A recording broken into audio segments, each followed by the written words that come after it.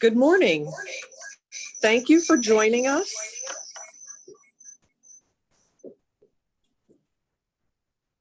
This is Jennifer Reynolds, and I'm the Division Director for Ecosystem Restoration and Capital Projects Division with the South Florida Water Management District. Thank you for joining us today for this public workshop. The South Florida Water Management District's mission includes engaging with the public and stakeholders, and we're committed to open and transparent two-way communication with the public we serve. That's why we continue to host all of our public meetings on Zoom so that everyone can attend.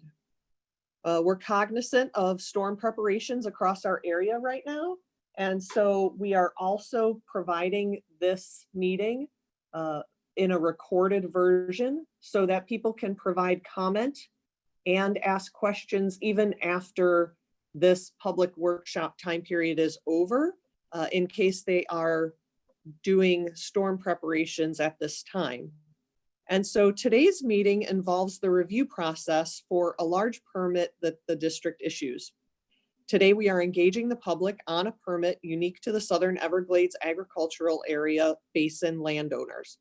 Many of you are familiar with the district's restoration efforts in the Southern Everglades, which utilizes a combination of a regulatory program known as Best Management Practices, or BMPs, in the EAA, mandated by the Everglades Forever Act, and also stormwater treatment areas known as STAs.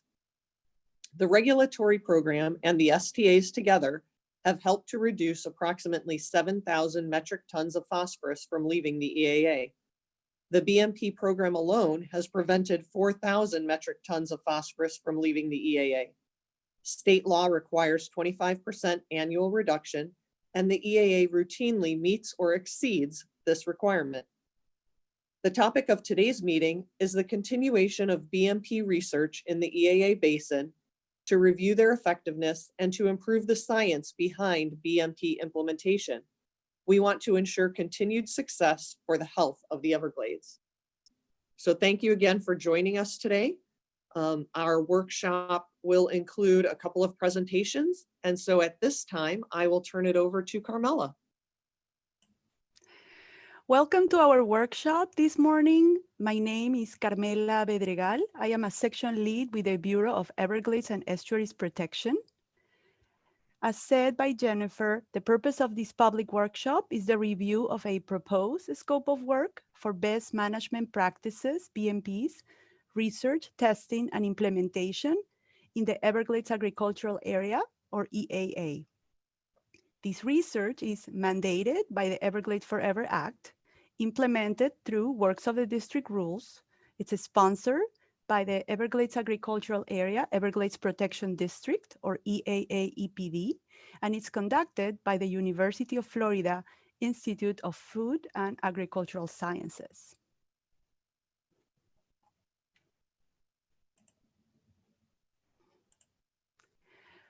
So for today's agenda, I will start with a description of the Everglades Forever Act and Chapter 40E63 requirements for best management practices, BMP research in the EAA, and the current master permit renewal application, which is required to include a research scope.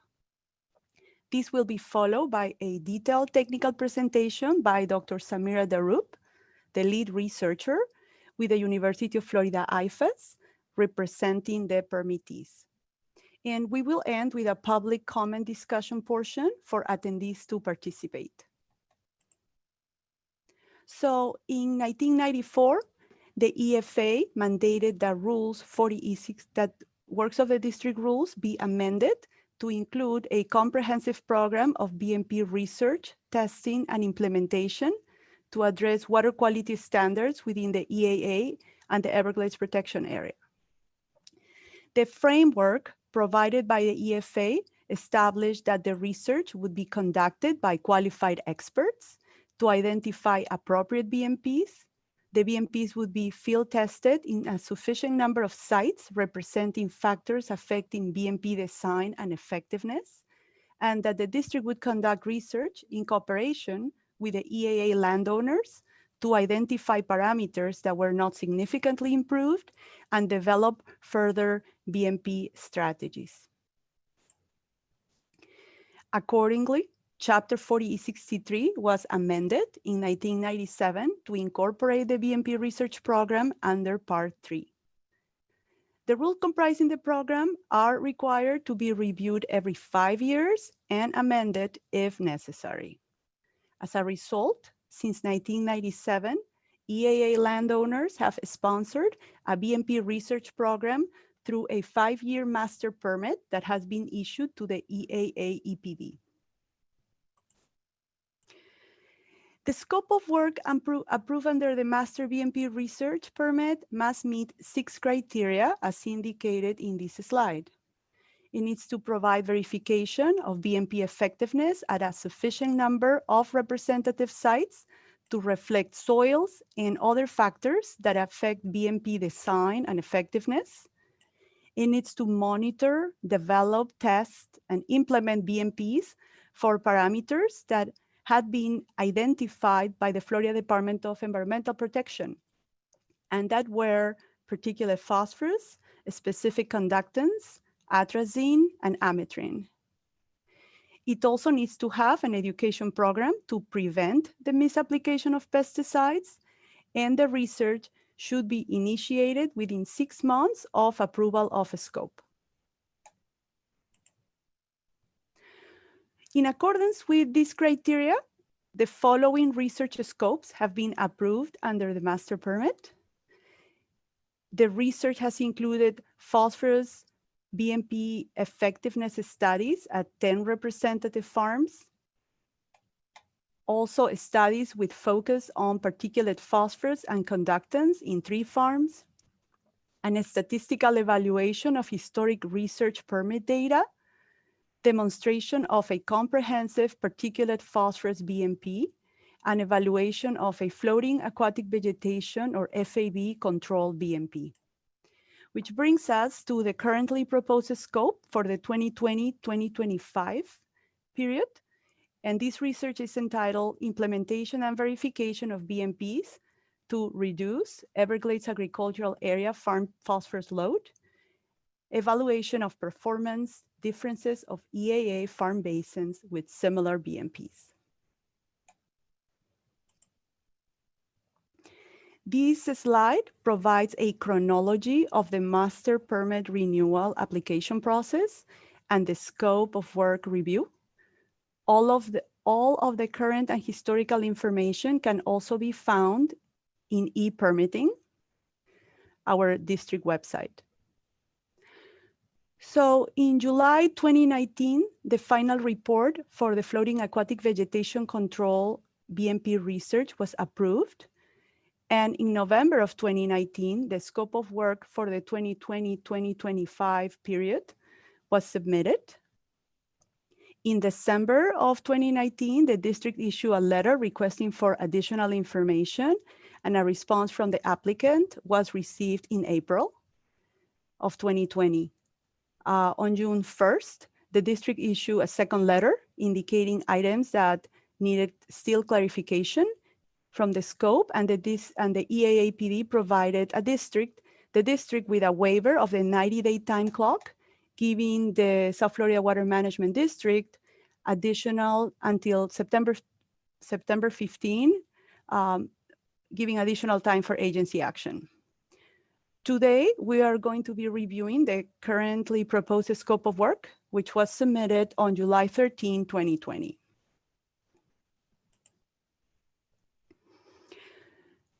As Samira will be describing in additional detail during her technical presentation, the currently proposed scope is to evaluate the effect of organic soils chemistry and properties, as well as land management on phosphorus levels in farm discharges.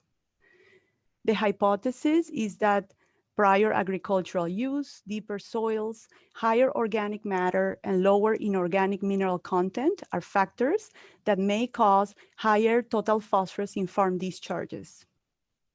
The scope also indicates that through BMP education and extension services, this information will be used to determine what pest management practices work more effectively on specific farms. Evaluating the effect of soil characteristics is something that has not specifically been done, as you have seen from the chronology of research, and it's certainly worth investigation. However, there are some elements of the scope that the district has requested clarification on, as you have seen in the chronology of the application, and is working with the EAAEPD and the University of Florida IFES to ensure that all necessary assurances are provided in a permit to be issued. And so to put these comments into context of the proposed scope that will be presented by Samira in more detail next, let me go through this. So 6 research farms have volunteered to participate and deemed acceptable by the researchers. On one end, the farms will be instrumented for water quality collection, and operators will be interviewed regarding their management practices. On the other end, specific plots will be selected for an in-depth evaluation of soil characteristics, and also canal sediments will be analyzed at the beginning and end of the research project. Through the 4.5 years of research, plots will be tested for soil phosphorus and farm discharges will be monitored.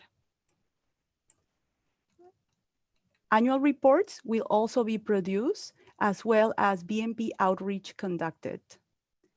And finally, at the 5-year mark, a final report that will correlate the various farm and plot data sets will be offering findings. So what items are currently being worked on and for which the district had comments and required clarification? We appreciate that there was a very proactive approach of farm participants. And what we want to make sure is that these research farms that will be participating have the soil characteristics that other EAA farms can relate to.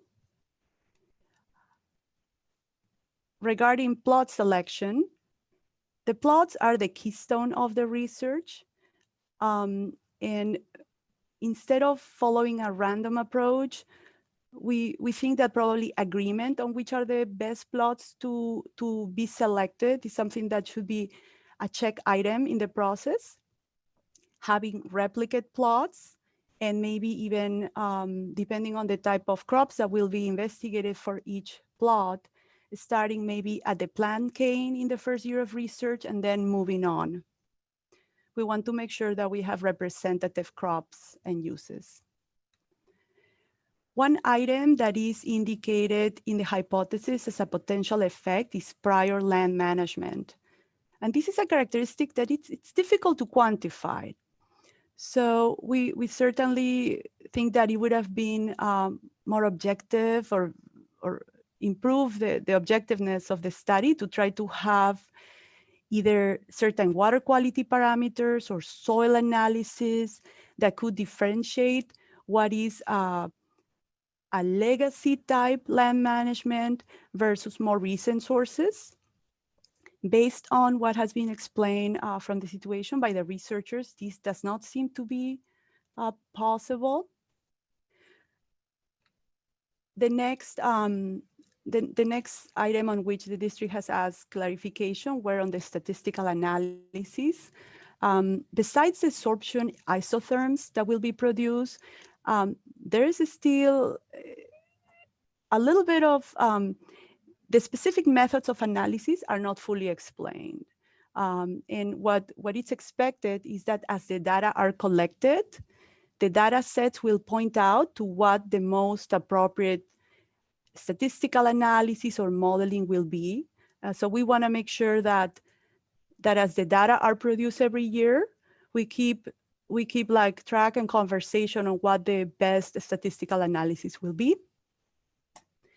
And finally, the last item that the district has questions on is the BMP component of this research. So the ultimate objective of the BMP research program is to affect phosphorus levels. The scope refers to the findings being used to identify the most effective BMPs during outreach, but it does not offer an accompanying BMP testing element in the scope. And that is something that we have had questions and conversations with the applicant to see how we could do this in a reasonable way. So with that said, I pass the baton to Samira for the detailed technical presentation. And I'm gonna stop sharing my screen now.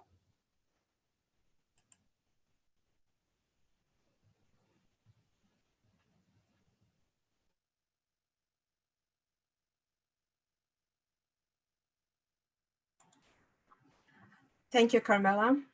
Again, my name is Samira Daroud. I'm a professor at the University of Florida IFAS in the Soil and Water Sciences Department, located at the Everglades Research and Education Center in Belgrade. I will be presenting the master scope of work for the EAAEPD Best Management Practices permit.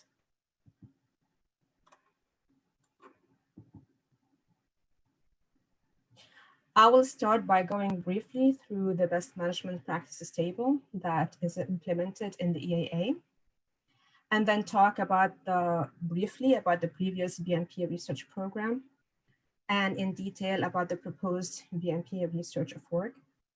And finally, we'll talk a little bit about the education activities that are part of this permit also.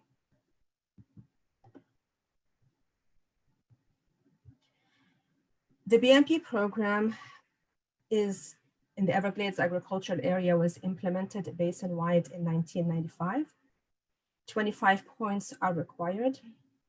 The typical BMP permit include practices from 4 basic categories: water detention, either half an inch or an inch, with 5 or 10 points acquired.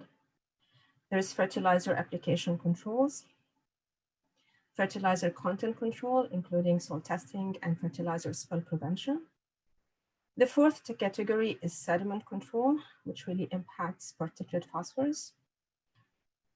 Farmers implement 2, 4, or 6 practices on their permits that earns them 2.5 to 10 points. There's quite a bit of array of sediment control BMPs that farmers choose from and that have been implemented extensively and researched extensively by the University of Florida IFAS. Some examples of practices to control sediment and particulate phosphorus. Again, particulate phosphorus is phosphorus that is associated with soils, sediments. For example, floating aquatic weed management, reducing pumping velocity, cleaning canal sediments as they build up, use of cover crops in the summer to reduce soil erosion, laser leveling of soils to make sure there's uniform drainage, vegetation on ditch banks, and the use of sumps to trap sediments. University of Florida IFAS research on best management practices started in 1992. This is definitely before my time at the University of Florida. I started in 2000, but with this program in 2002 when I took it over from the previous researcher. I want to point out that the research and extension activities have been continuous for the last 28 years. The research is sponsored by the Everglades Agricultural Area Environmental Protection District, EPD, and conducted with the collaboration of the EAA growers. The particulate phosphorus in the specific conductance research that Carmela alluded to was also co-funded with the Florida Department of Environmental Protection. These research projects investigated the efficacy and implementation of BMPs.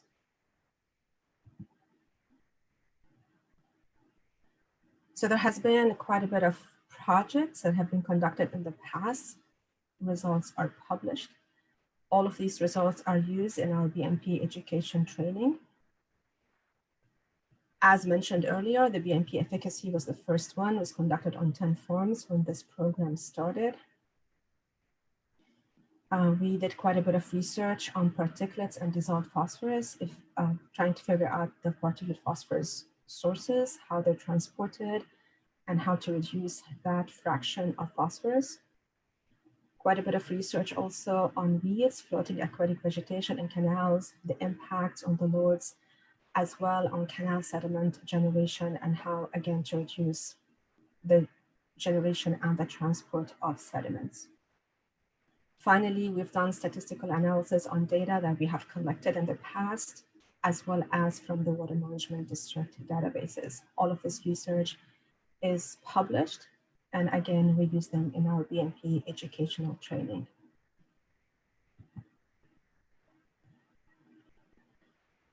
During our previous extensive research, we have noticed that there are farms that are very similar in terms of their size, crop rotation, implementation of best management practices managed by the same grower, but there are still total peak concentration in the discharge water that vary quite a bit. This is one example from a research we have conducted and finished lately. Two farms that are very similar, again, managed by the same operator, same BMPs, same crop rotation, but they show different flow-weighted total phosphorus concentration. This has made us wonder what could be impacting phosphorus in the farms if they implement similar BMPs. What could be other factors leading to this proposed research, trying to understand the system in more detail. So in this proposed master permit scope of work, we want to evaluate the differences of select EAA farm basins with similar BMPs, and also investigate the factors that may be leading to these performance differences.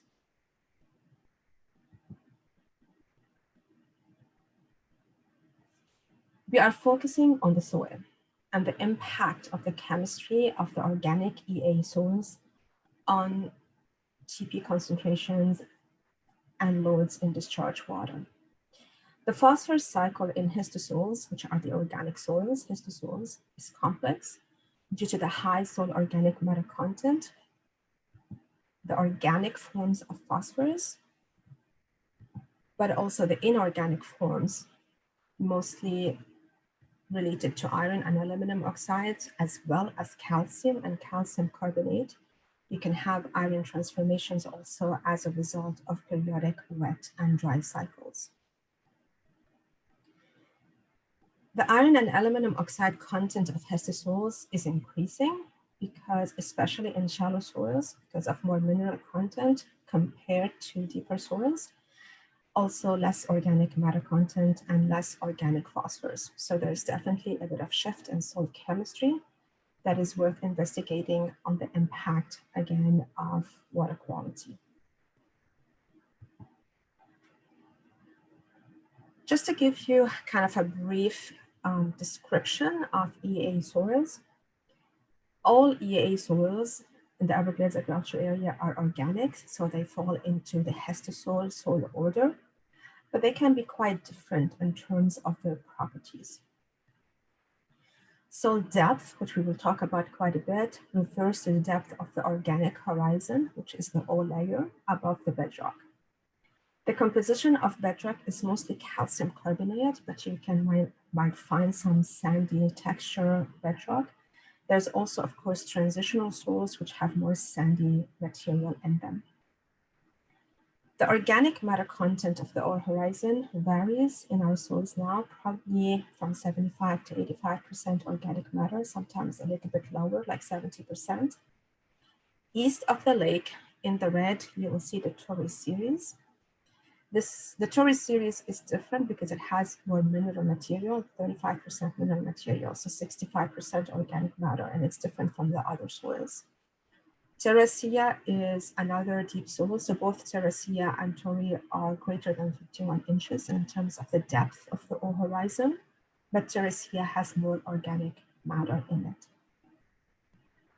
Now, if you go more east and south of the lake, you will find a more shallower soil, so the O horizon is a little bit less. You will find the Pahokee series, the Lauderhill series, and the Dania series. So the Pahokee ranges from 36 to 51 inches, Lauderhill between 20 and 36 inches, and the Dania less than 20 inches, and I have them also in centimeters. So the impact of the different type of soil series is related to the shallow, less deeper soils, the lower organic matter content, and also the more inorganic components like iron oxides, aluminum oxide, as well as calcium carbonate. So in the shallow soils, you have more calcium carbonate, and that impacts the pH also. All of these materials, the mineral components, would increase the phosphorus sorption capacity of the soil, and they really impact the chemistry of what might happen to phosphorus in the soil, as well as what is released into the drainage wall.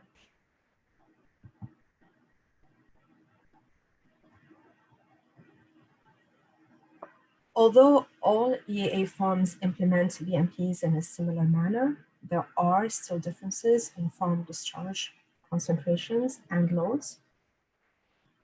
The differences we hypothesize may be related to soil properties, as well as historical land use and cropping patterns. So investigating the mineral content of the soils, again, the oxides of aluminum, iron, calcium, and magnesium minerals, as well as phosphorus saturation, will inform us on the phosphorus sorption and desorption characteristics of these soils, and shed light on the differences between BMP performances as related to soils differences.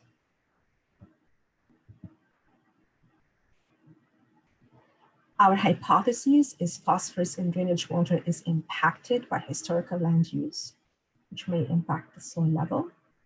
Deeper soils, which are soils in our hypotheses, will have lower phosphorus sorption capacity, low content of iron, aluminum, or calcium minerals.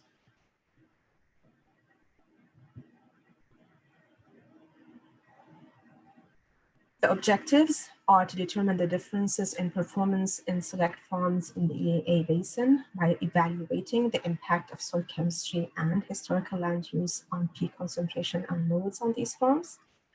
And the second component is always the BMP education extension activities. We use this information from this and previous research, which we always do, to determine what BMPs work most effectively on farms with similar soil, crop, and management conditions.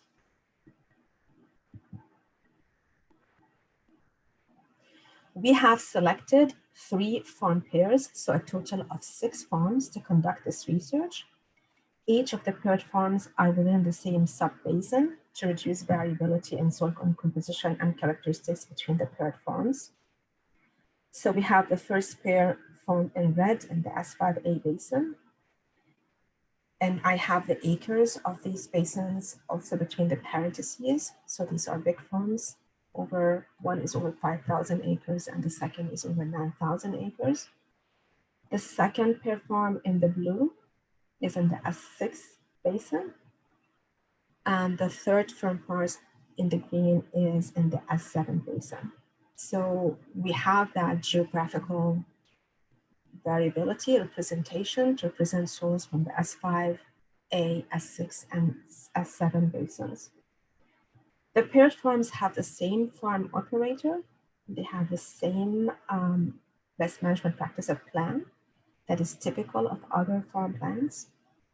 We also have statistically analyzed area unit loads as well as concentrations, and they have different loads or concentrations.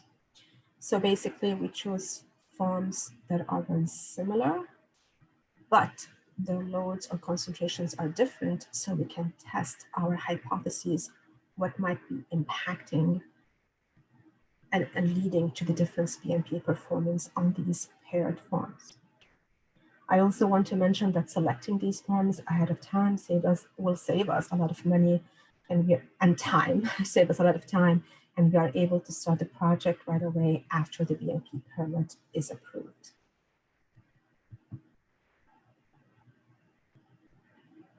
We will monitor these farms extensively for their drainage characteristics. We look at canal levels, drainage flow, so drainage velocity. We measure rainfall, of course. We will sample water samples daily during discharge event by autosamplers that are refrigerated. Various water analyses will be conducted. We measure total phosphorus in the water, total dissolved phosphorus. We calculate particulate phosphorus, again, phosphorus that's associated with soils and sediments by the difference between TP and TDP. We measure soluble reactive P and calculate dissolved organic phosphorus by the difference between TDP and SRP. We also measure total suspended solids as well as pH of the water. Our major analyses of this project will include, of course, soil analyses. We will sample about 15% of the farm, and that should give us quite a bit of representation of what's happening in the farm, with a minimum of 5 plots per farm basin. So as you can see, the different farm basins have different acres. We consulted with our IFAS statistician about the best way to have these plots selected, as well as being representative. The random selection is the best approach because we don't want to bias our results. And having 5 minimum plots per, depending on the area, so 15% or higher basically, will give us quite a bit of representative sampling. So some of the plots will be 22 plots sampled or 34. Some of the farms, for example, 2801, we will sample the whole farm basin IT basically. The total number of plots to be sampled is 76, and we will sample at 2 depths. We will have a total of 152 samples. We will conduct various analyses, including pH, organic carbon and organic matter content, total phosphorus content.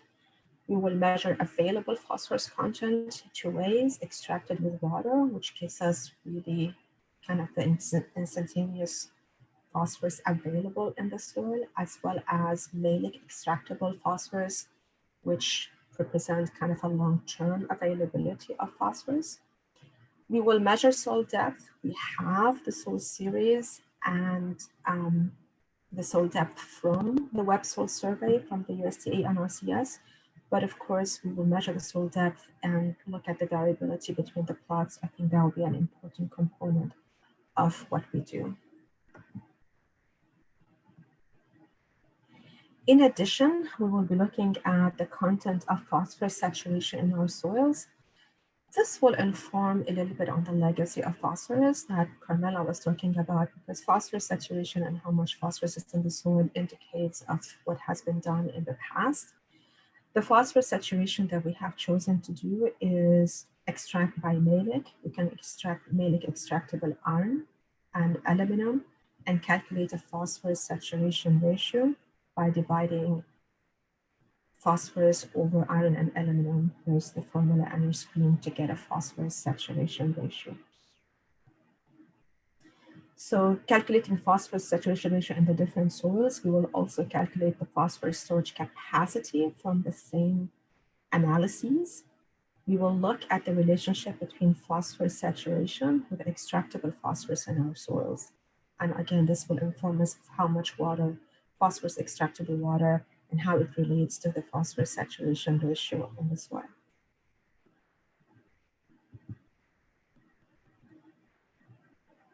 In addition, the phosphorus sorption capacity of the soil will be measured using Langmuir sorption isotherms.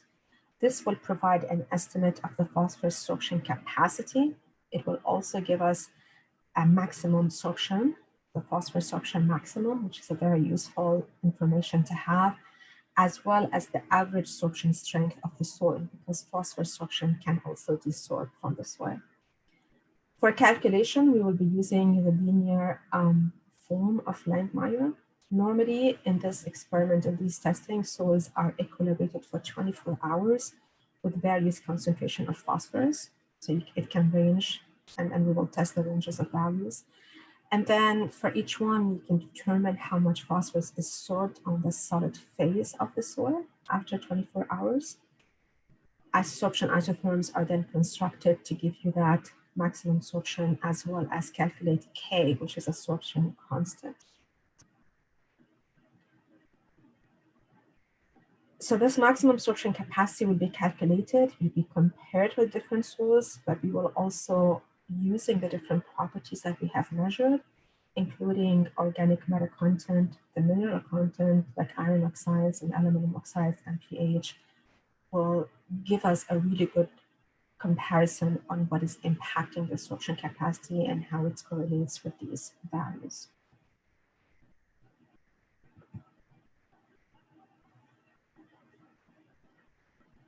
To determine the different factors that may be impacting the phosphorus concentration and loads in these forms, we will also collect data on best management practices, present and past, as much as it's practical. We will also collect data on past and current cropping systems, as well as water management. We will measure the sediments in the canals at the beginning and at the end of the project. Sediment properties measured includes total phosphorus content, ash content, and calculate organic matter content, pH, bulk density, as well as the mineral content of the soil. So we're going to look at, again, iron oxides, aluminum oxides, just to characterize these sediments and how much organic versus non-organic components of these sediments are there.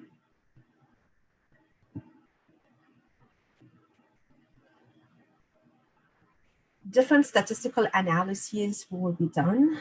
We will determine, as I mentioned, the phosphorus capacity of the soil, and we will correlate the different soil properties.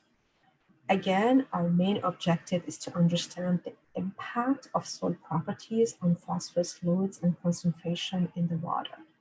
I think this will inform eventually what we want to get to is what can we do in terms of practical BMPs, but understanding the system first and the impact of soil chemistry is quite important, and we have never done that in the past. We will also conduct multivariate regression analysis to determine variable factors that may be impacting the concentration and loads on each farm basin.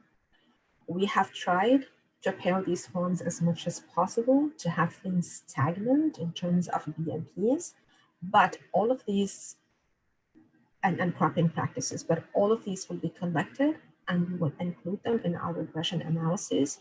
So we may have factors related to drainage, soil depth, the soil properties we have collected. Now, the statistical analysis for the qualitative data will need to follow categorical data analysis if appropriate. Again, we have consulted with our UF-IFAS statistician, which in terms of this type of water quality analysis and sampling quite a bit of plots, you need to look at the data variability. You need to look at what are the crop rotations once we collect the data to really select the most appropriate model to use. So although some of the statistical analyses are pretty straightforward, more will be done depending on the data availability, variability, and what we have at the end of this project. The first part, the sorption capacity and correlation, is very straightforward, and that will be probably done within the first 2 years once we are done with the initial characterization of the soil. This is the proposed timeline. The scope of work is again for 5 years, where we conduct on-farm studies. We are proposing 4.5 water years if we start October 1st, 2020. There are different steps to be able for us to start collecting water in January. So purchasing, instrumenting the plots with all the data loggers, the sensors, the auto-samplers. In the meantime, again, in the first 2 years, we will interview the farm operators about BMP practices, collecting historical land use data, initial soil sampling, and characterization of analyses. The characterization will take us some time because there are quite a bit of plots to go through, and some of the analysis is pretty intensive, especially the isotherms, for example. We will monitor drainage water sampling, and we will conduct annual soil sampling for available phosphorus soil testing. Eventually, in the last 6 months, this is the data when there's a time period when we will analyze the data and issue a final report. BMP education is always done at least twice per year minimum. So we conduct usually 2 workshops and sometimes 3 workshops if we have requests on demand for that.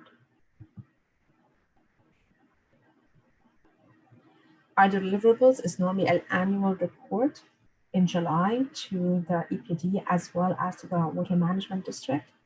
The report also includes a list of BMP workshops conducted during the year. Final report is scheduled for September 30th, 2025. In addition, we always have an annual presentation given at the annual EAA landowners meeting in July of each year.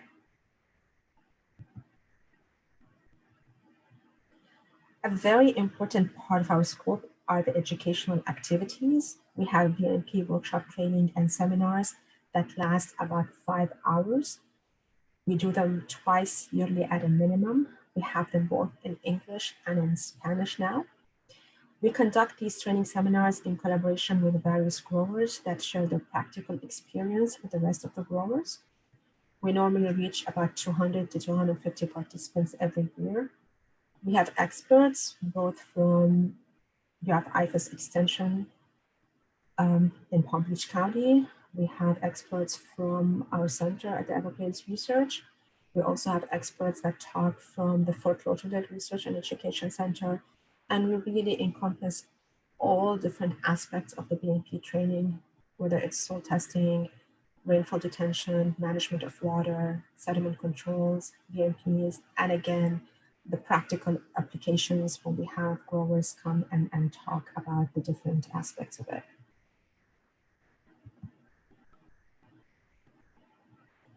This year, we are starting the online BMP training workshops, partly due to the COVID-19, but I think having these online on demand would be a valuable tool for all of our growers.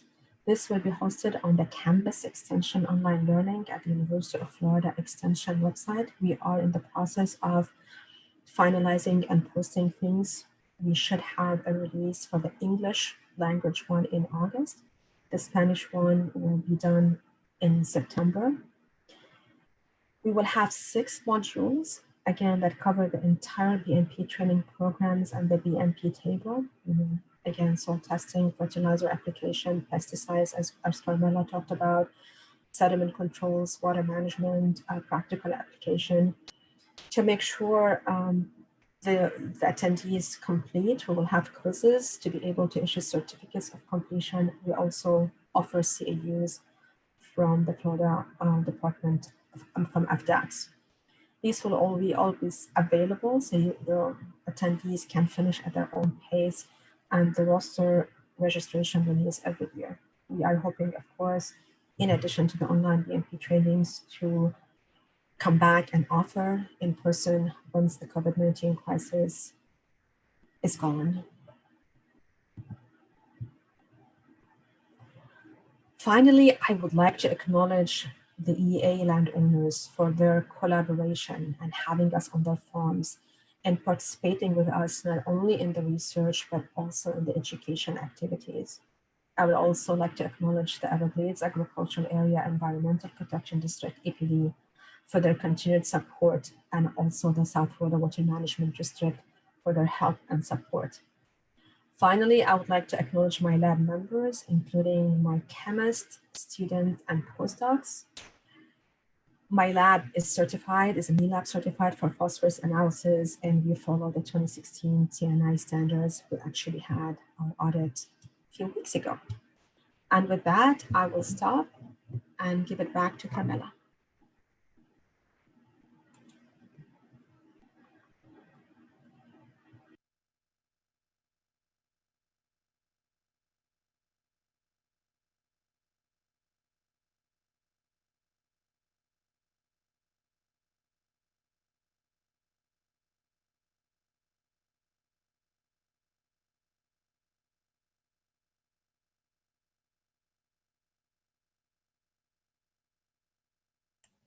Hello, sorry, I was having a little bit of technical issue here.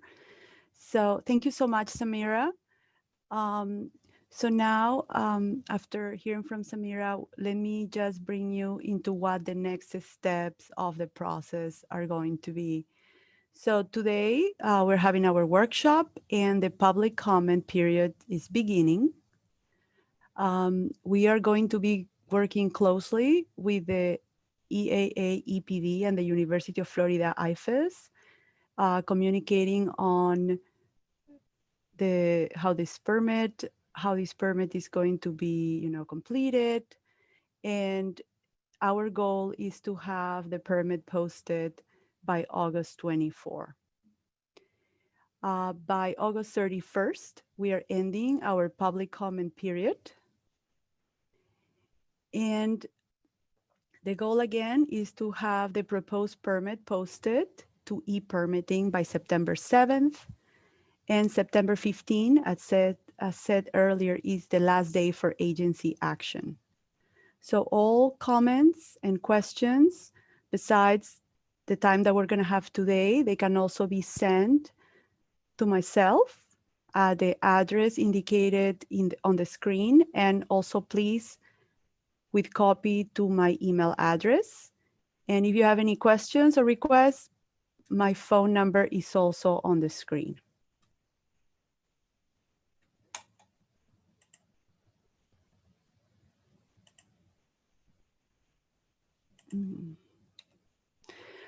Same as any other permit that the district issues, the information on the permit application and previous permits that have been issued is available in ePermitting. And most of you may be familiar with our website and how it works. So now let's start the public comment section of this workshop. If you are participating via Zoom, please use the raise hand feature. And if you're participating via phone, you need to have *9 to raise your hand, and also remember to mute and unmute your phone. Manohardeep Josen will be tracking those raising their hand and inviting you to speak. And so then you'll be able to participate and ask your question or comment.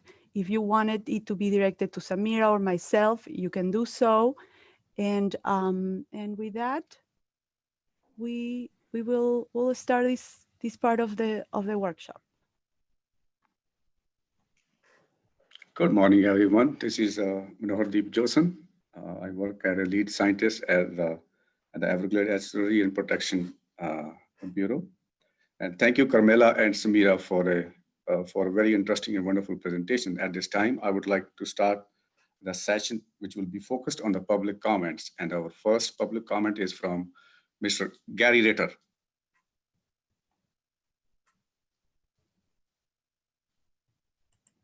Hey, good morning, everyone.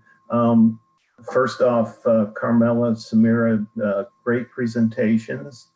I think soils, they are extremely important. I think this is some very valuable research that Samira's going to be conducting, because I think I've always felt that soils play such a key role in the fate of nutrients, whether they be anthropogenic or natural in nature in all the watersheds. And I'm glad to see this research going on down at the south end of the lake, but I also would highly recommend similar research be conducted north of the lake, even though south of the lake you have histosols. But you also have, as Samira pointed out, you have a spodochorizon. In north of the lake, you have spodosols, but you have a spodochorizon that's generally 24 inches to 36 inches below the surface.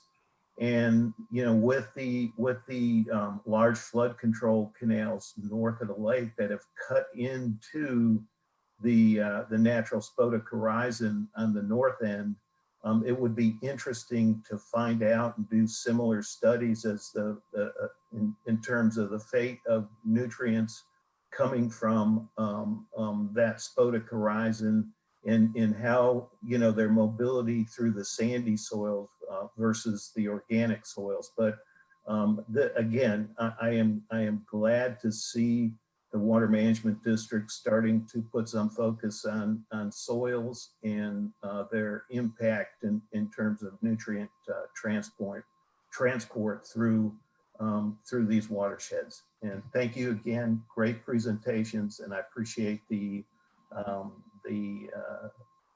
you know, being able to comment here.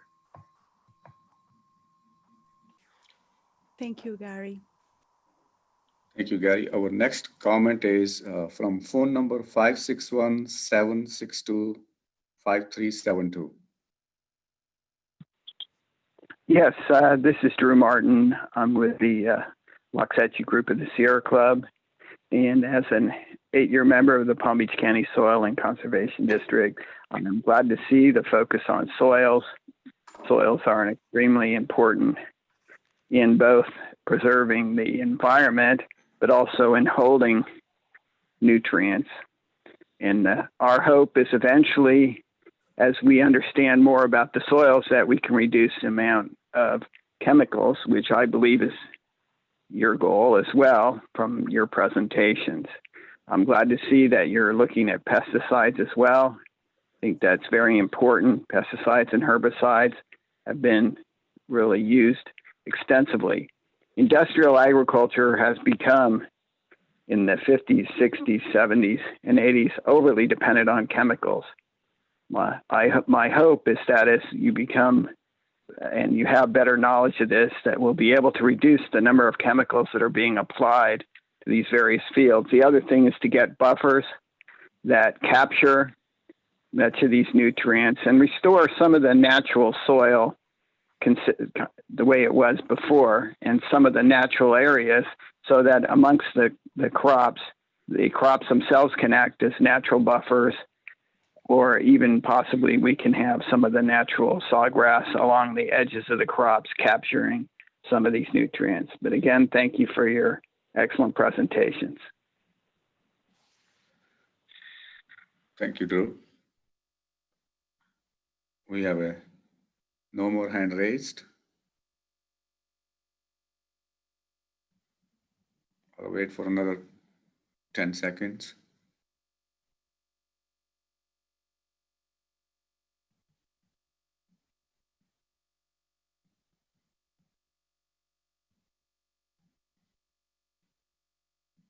Back to you, Carmela. All right. Well, I want to thank everybody for their participation today. We know that, as Jennifer mentioned, some of you may be, doing preparations for the potential ISAIAs coming to our nice South Florida. So we want to make sure that, let me reiterate, here on the screen, you can see what the timeline is of upcoming activities. And if you were not able to provide comments or questions, to feel free to contact us. And it certainly, if the questions are for Dr. Daroub, for Samira, I will be glad to forward those to them, and responses to your questions will be posted as well for the interest of the group. With that said, I think that we can end our workshop, and I want to thank Samira and MD and everybody else from the team that participated in putting together the scope that we have from all the parties. So thank you so much, and have a great weekend. Thank you, Carmela. And I would like also to thank everybody in attendance. Thank you. And all the good comments. Thank you so much.